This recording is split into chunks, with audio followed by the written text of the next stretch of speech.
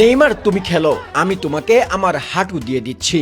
Santos বনাম Cruzeiro ম্যাচের আগে এক ভক্ত নেইমারকে দেখে ঠিক এমনটাই বলেছিল। কথাটা কানে আসতে ভক্তের দিকে তাকিয়ে নেইমার তখন হেসেছিলেন আর বলেছিলেন, আমার তো তোমার দুইটা হাঁটুই লাগবে। মাঠের পাশে দাঁড়িয়ে এই ছোট্ট কথোপকথনের মধ্যেই যেন ফুটে ওঠে নেইমারের বর্তমান বাস্তবতা, অসংখ্য চোট, বারবার ফিরে আসার চেষ্টা, আর এখনো দলের জন্য শেষ বিন্দু পর্যন্ত লড়াইয়ের মানসিকতা বাঁচিয়ে রেখেছে নেইমারকে।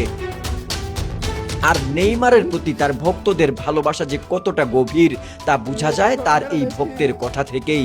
এই মৌসুমে সান্তোস অল্পের জন্য রেলিগেশন থেকে রক্ষা পেয়েছে। লিগ টেবিলে তারা শেষ করেছে মাত্র 3 পয়েন্ট ব্যবধানে ড্রপ জোনের অপর। আর এই বেঁচে যাওয়ার বড় অংশের কৃতিত্ব নেইমারের। মেনিসকাস ইনজুরি থাকলেও নেইমার শেষ 3 ম্যাচ নিজের উপর চরম চাপ নিয়ে মাঠে নেমেছিল। 3টি ম্যাচেই সান্তোস জিতেছে 3-0 গোলের ব্যবধানে। প্রথম ম্যাচে গোল প্লাস অ্যাসিস্ট, দ্বিতীয় ম্যাচে হ্যাট্রিক এবং শেষ ম্যাচে পুরো 90 মিনিট মাঠে থেকে নিজের শৈশবের ক্লাবটিকে আরেকবার প্রথম ডিভিশনে টিকিয়ে রাখলেন নেইমার।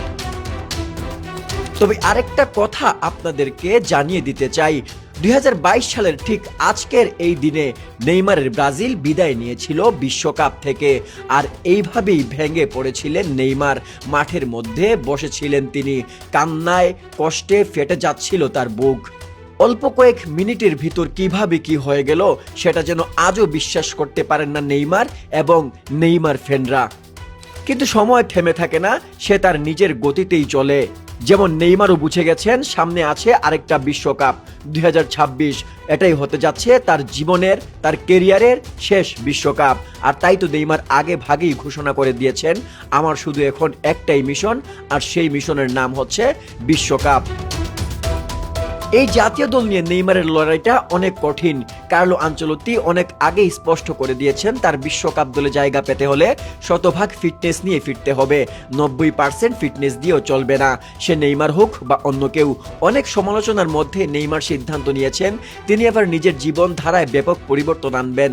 সান্তোস ম্যানেজমেন্টও বিশ্বাস করছে আগামী 6 মাস নেইমার কঠোর হতে চলেছেন। ডায়েট, ট্রেনিং, পুনর্বাসন, এমনকি কিছু প্রিয় অভ্যাসও বাদ দেবেন তিনি, কারণ তার শেষ লক্ষ্য 2026 বিশ্বকাপে ব্রাজিলের জার্সিতে আবার মাঠে নামা। শুধু শারীরিক নয়, মানসিকভাবেও নিজেকে নতুন করে গড়তে চান তিনি। নেইমারের প্রতি তার সাবেক কোচ তিতের আস্থাটাও মনে করিয়ে দেই, কেননা ফুটবল বিশ্ব তাকে এখনো হার মানতে দিচ্ছে না। তিতে একবার বলেছিলেন, খুব সাধারণ পরিস্থিতিতেও নেইমার একজন অসাধারণ খেলোয়াড়। সে মিডফিল্ডে দাঁড়িয়ে 5টা পাস দিলে হয়তো 3টা ভুল হবে, কিন্তু বাকি 2টা পাস ম্যাচের ভাগ্য নির্ধারণ করে দিবে। এই ক্রিয়েটিভিটি, এই অপ্রত্যাশিত জাদুই নেইমারকে অন্যদের থেকে আলাদা করে। এখন সব নজর নেইমারের অস্ত্রোপচারের দিকে, পুনর্বাসন আর ফিটনেস রেসের দিকে। সান্তোসকে বাঁচানোর নায়ক কি আবার ব্রাজিলকে বিশ্বমঞ্চে নেতৃত্ব দিয়ে ফেরাতে পারবেন? ঘড়ির কাঁটাই তা বলে দেবে। কিন্তু এক ভক্তের হাঁটু দেওয়ার প্রস্তাবে সেই হাস্যরসের মুহূর্তে যেন প্রমাণ করে নেইমারের খেলাটা শুধু ফুটবল নয়, আবেগ, ভালোবাসা আর লড়াইয়ের আরেক নাম।